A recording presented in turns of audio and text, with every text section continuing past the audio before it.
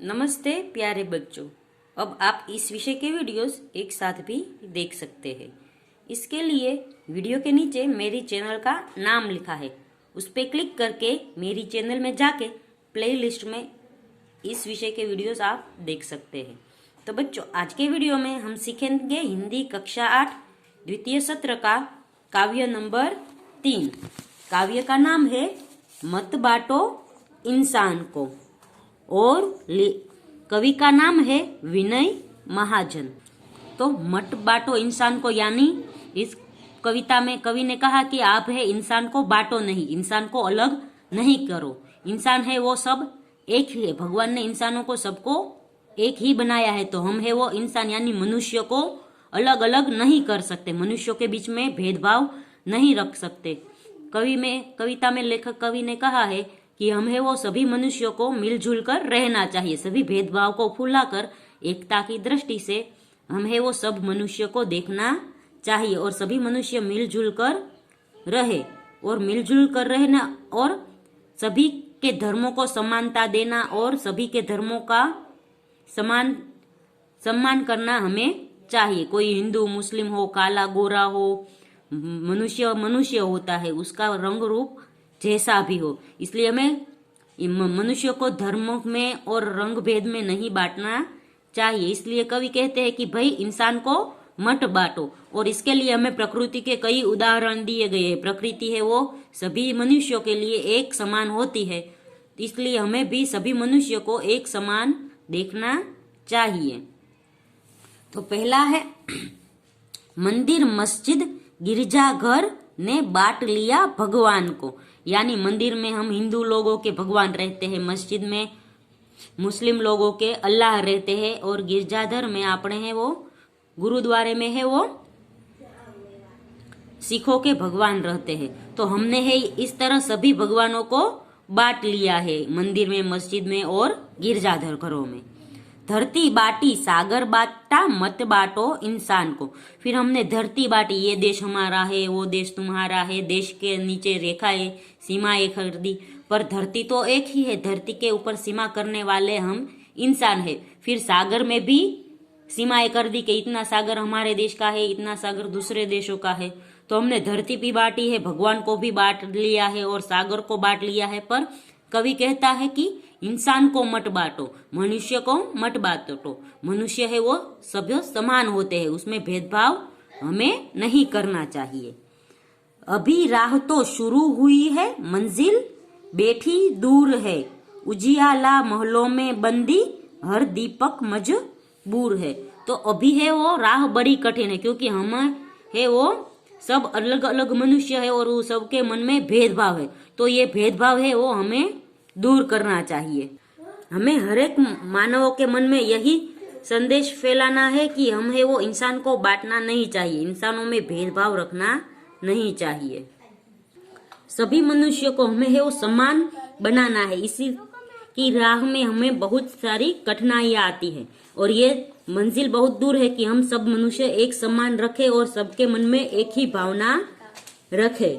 ये दुनिया में समानता की भावना फैलानी तो अभी शुरुआत हुई है, क्योंकि समानता यानी हिंदू मुस्लिम सभी धर्मों के लोगों को समान हक देना, समानता से देखना, रंग भेद की भावना को दूर करना, ये सब अभी शुरुआत हुई है। तो इसकी मंजिल तो अभी बहुत दूर है। समानता का भाव पूरी तरह से फैलने में अभी देर है, उसके लिए अभी बहुत प्रयत्न करने पड़ेंगे। बिजली की रोशनी अभी केवल धनी लोगों के घरों में ही है, गरीबों के झोपड़े में अभी भी दीपक ही जल रहा है। तो हमारे यहाँ पे ऐसा है कि जो पैसेदार होते हैं उसके घरों में है वो दीपक यानी रोशनी गई है, पर गरीब लोग है उसके झोपड़ों में अभी वो सिर्फ दीपक ही जलता है। तो इस सबको हमें है वो समान करना है। मिला ना सूरज का संदेशा हर घाटी मैदान को, धरती बांटी सागर बांटा मत बांटो इंसान को।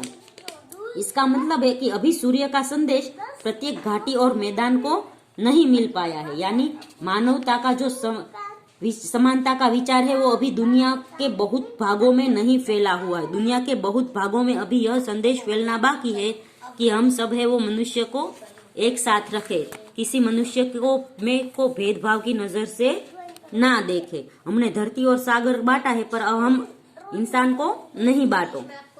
अब भी हरी भरी धरती है, ऊपर नील वितान है, पर न प्यार हो तो जग सूना, जलता रेगिस्तान है। वितान यानी विस्तार या अवकाश। तो अभी भी धरती है वो हरी भरी है और ऊपर नीला आकाश है, यानी नीले रंग का विस्तृत आकाश पहले जैसा ही है और धरती पहले जैसी ही हरी भरी है। लेकिन दुनिया में प्रेम की भावना नहीं है।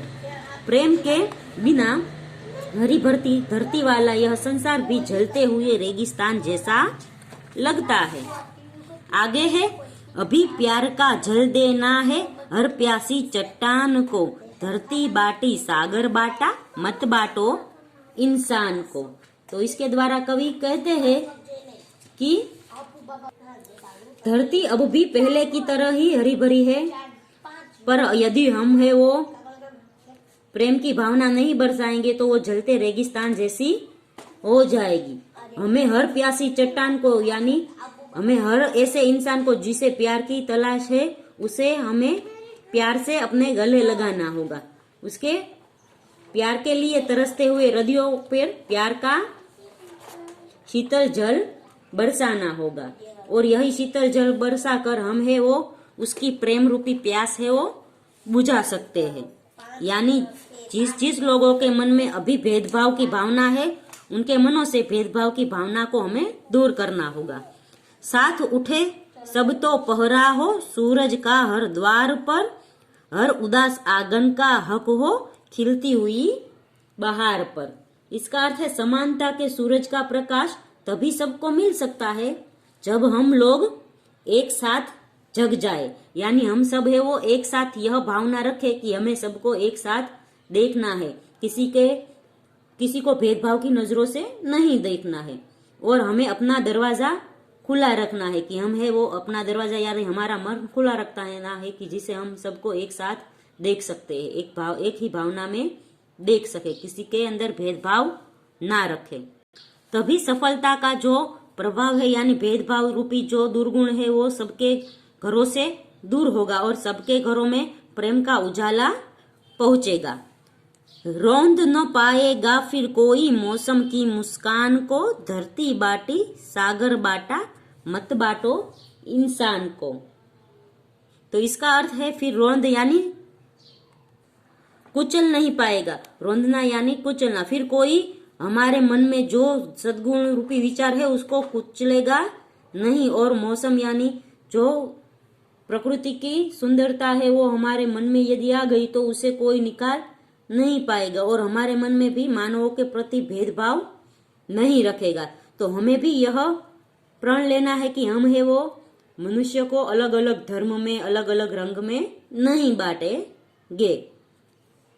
तो बच्चों, इस काव्य से लेखक ने हमें यह सीख दी है कि हमें सब प्रकृति के सब तत्व हमारे लिए एक समान है, उसी तरह हमें सभी मनुष्यों को एक समान रूप से देखना चाहिए। किसी के लिए भेदभाव नहीं रखना चाहिए, किसी को है वो भेदभाव की नजरों से नहीं देखना चाहिए। ये हमारे धर्म का है, ये दूसरे धर्म का है, ये काला है, ये गोरा है, ऐसे भेदभाव हमारे मन से दूर निकालने चाहिए और इसकी पहल हमने करनी चाहिए। यानी इसकी शुरुआत हमने करनी चाहिए कि हम भी ऐसा करें और दूसरों को भी ऐसा करने के लिए कहें।